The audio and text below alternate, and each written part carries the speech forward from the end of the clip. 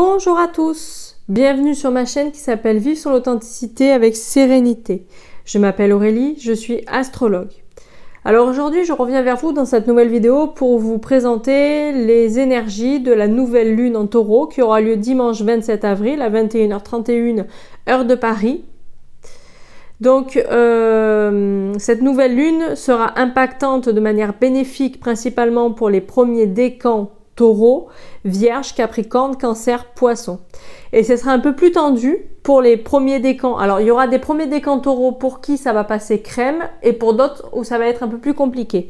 Donc il y aura un peu plus de tension pour certains premiers décans Taureau, premiers décans Scorpion, Lion et Verseau. Donc comme je le dis à chaque fois, tout ce qui touche à la nouvelle lune, les énergies, c'est jamais très long, c'est 1 à 2 jours avant et 1 à 2 jours après le passage de la nouvelle lune. Alors, comme je le dis à chaque fois, qu'est-ce que c'est que la nouvelle lune? La nouvelle lune, c'est quand la lune et le soleil se retrouvent en exacte conjonction au même endroit.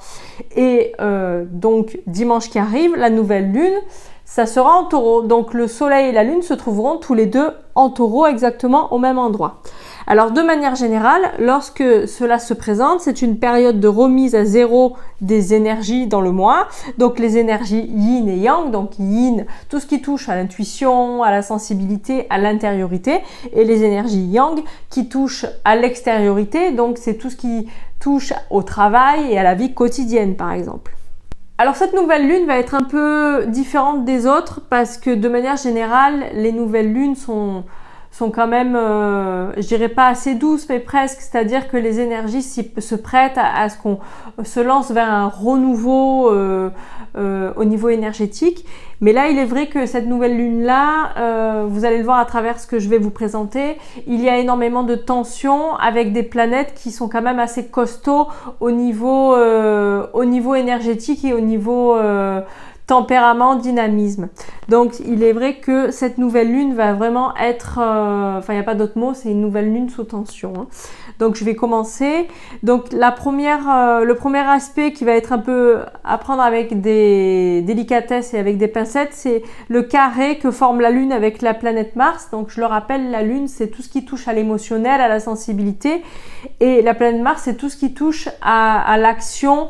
La planète Mars est aussi reliée à la guerre. Donc c'est une planète qui est quand même qui peut être assez agressive. Tout dépend les aspects qu'elle forme avec les autres planètes. Donc là, ce qui va se passer avec cet aspect-là, c'est que il risque d'y avoir pour certaines personnes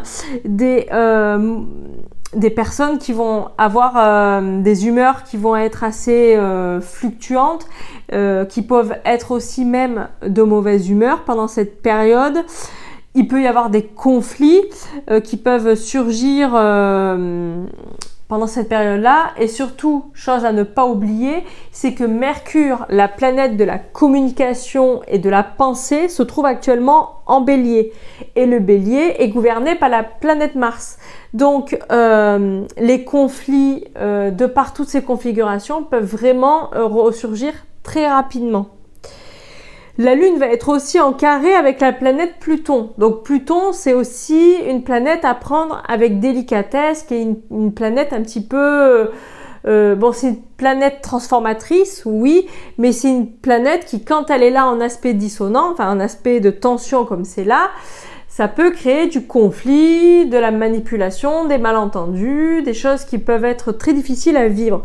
Donc dans ces cas-là, avec un carré avec la Lune, la Lune, c'est la sensibilité, c'est les humeurs, c'est l'intuition, il peut y avoir des humeurs belliqueuses pour certaines personnes et des pulsions soudaines et un peu primaires. Donc parce que Pluton, c'est aussi les pulsions. Donc attention à ça, à ce genre de choses qui pourraient arriver pendant cette nouvelle lune pour certaines personnes. Je pense notamment aux scorpions en plus, qui eux sont en opposition avec cette nouvelle lune, et les scorpions sont gouvernés par Mars et par Pluton. Donc là, je vais continuer un petit peu les explications, et il s'avère que le soleil a aussi les mêmes configurations. Le Soleil va être en carré avec Mars et en carré aussi avec Pluton, exactement comme la Lune, puisque la Lune et le Soleil se retrouvent exactement au même endroit. Donc ils forment exactement les mêmes configurations avec les mêmes astres du coup. Donc un carré Soleil-Mars, c'est pareil, ça donne des actions mal menées, ça peut donner de l'agressivité, rien n'aboutit, il y a le risque de conflit, donc on est vraiment dans le même registre. Et un Soleil qui est carré à Pluton, c'est un petit peu la même chose, hein. Attention aux pulsions primaires, des événements inattendus peuvent arriver, et c'est pas forcément des événements plaisants, c'est des événements subis, c'est des événements qui peuvent être assez dramatiques, donc attention vraiment à prendre les choses avec philosophie, hein, cette cette nouvelle lune, c'est vraiment à prendre avec des pincettes, et surtout je pense aux Scorpions. Les béliers sont gouvernés par Mars aussi, mais les béliers, pour le coup, ils sont protégés là pour cette nouvelle lune, puisque cette nouvelle lune se trouve en taureau. Donc, ils forment un aspect avec le taureau qui s'appelle un aspect de 30 degrés. Donc un aspect de 30 degrés, c'est des aspects qui sont pas du tout perceptibles. Tandis qu'avec le Scorpion, qui lui est gouverné par Mars et Pluton, là, lui, il se retrouve en opposition avec le taureau. Et donc, comme toutes ces configurations se trouvent en taureau, c'est vraiment à prendre avec des pincettes pour ce signe-là, et surtout ne pas agir d'un coup de tête ou sous des pulsions qui pourraient être soudaines finalement. Voilà. Alors, comme certains le savent peut-être, Vénus gouverne le signe du taureau. Alors, elle gouverne aussi la balance, comme je l'avais dit la dernière fois, mais Vénus, c'est aussi le signe du taureau. Donc, la maîtresse de cette nouvelle lune, c'est Vénus. Donc, Vénus se retrouve encore une fois en Poisson. Donc, qu'est-ce que c'est que Vénus en Poisson? Je vais vous faire une petite piqûre de rappel pour vous donner un petit peu le registre de notre Vénus pendant cette nouvelle lune, vu que c'est elle qui va un peu donner le tempo de cette nouvelle lune. Donc Vénus en Poisson, c'est une Vénus rêveuse, idéaliste. Elle attend et rêve du grand amour, un amour grand, beau, idyllique, idéaliste, presque impossible et surtout parfait. C'est Vénus en Poisson, c'est vraiment des Vénus, on va dire un petit peu pour vous donner une image, c'est des Vénus de Walt Disney, c'est les Vénus Charles Ingalls, hein, voilà, le couple parfait, Caroline et Charles Ingalls. On s'attend à un couple comme on voit à la télé et dans les séries comme La Petite Maison dans la Prairie. Cette Vénus en Poisson est aussi très créative, hein, et elle a beaucoup d'inspiration. Donc c'est vrai que ce placement-là va pousser certaines personnes peut-être à vouloir créer de leurs propres mains. Elles auront peut-être une inspiration au niveau écriture. Donc il y a des gens qui vont peut-être se mettre à jouer de leur talent, quel qu'il soit. Alors pendant cette période, Vénus va se retrouver conjoint à Neptune. Donc Neptune, pour rappel, c'est la maîtresse des poissons. Donc là, nous avons Vénus en Poisson conjoint à Neptune. Donc qu'est-ce que ça va donner cette configuration? Ça va donner davantage de rêve.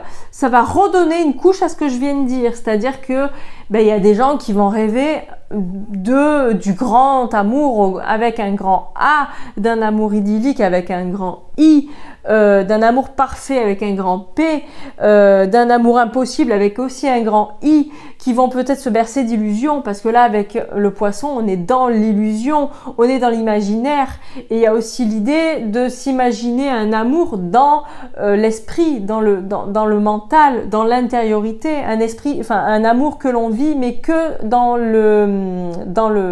l'idée qu'il soit platonique. On se fait l'idée d'un amour, mais on ne le vit pas réellement dans la vraie vie, dans la matière. Et si d'ailleurs cet amour devait arriver dans la matière, en bon Poisson, il est possible qu'il y ait des fuites, parce que chez le Poisson, il peut y avoir des fuites lorsque cela devient concret. Néanmoins, Vénus se retrouve en même temps conjoint à Saturne. Donc Saturne va redonner une certaine structure. Alors, Vénus conjoint à Saturne en Poisson, ça peut permettre à certaines personnes de redescendre un petit peu sur Terre pendant cette période, de ne pas rester trop dans les nuages et dans les étoiles à rêver d'un amour idéaliste et impossible, et revenir dans la matière afin de garder les pieds sur Terre. Néanmoins, malgré tout, je vais quand même l'énoncer, cette configuration-là peut engendrer des disputes dans le couple, si certaines personnes sont en couple. Si des personnes sont célibataires, ça peut au contraire leur donner envie de rester célibataires pendant la période.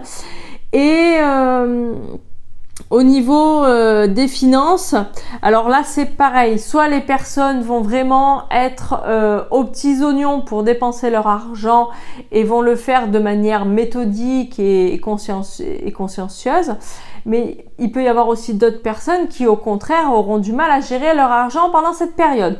Cette configuration peut partir un petit peu dans les deux sens.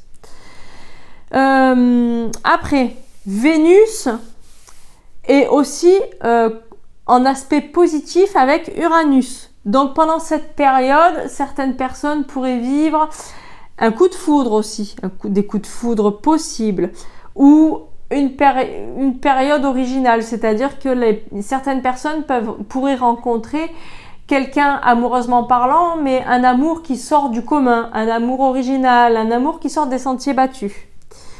Voilà. Donc, et à ne pas oublier, chose que j'ai oublié de vous dire tout à l'heure, en plus de toutes les configurations que Mars fait avec le Soleil et la Lune, avec des aspects assez forts et dissonants, il se trouve que Mars se retrouve aussi en opposition à Pluton. Donc là, attention, ce sont les 2 maîtres du Scorpion. Donc c'est ce que j'ai dit tout à l'heure. Donc il peut y avoir un maximum de risques de conflit. Il peut y avoir aussi de la manipulation pendant cette période. Donc c'est vraiment, je vous l'ai dit, c'est vraiment une nouvelle lune à prendre avec précaution et avec des pincettes. Surtout, et je le répète, pour les scorpions, parce que les scorpions sont gouvernés par Mars et par Pluton. Et il se trouve que c'est les 2 planètes qui se trouvent être un petit peu bien présentes pendant la nouvelle lune. Donc, gare à vous, attention. Donc voilà, je viens de finir l'étude et l'analyse de ce qui va se passer pour la nouvelle lune dimanche. Donc si ma vidéo vous a plu, vous pouvez liker, commenter ou partager ma vidéo, ou encore vous abonner à ma chaîne si ce n'est pas encore fait. Alors, si vous désirez bénéficier d'une consultation en astrologie, que ça soit pour une étude de votre thème natal, alors je répète que l'astrologie est un excellent outil de développement personnel. C'est un outil qui vous permet d'apprendre à mieux vous connaître, mieux vous comprendre, mieux vous aimer et mieux vivre avec vous-même. C'est un excellent outil pour revenir vers soi.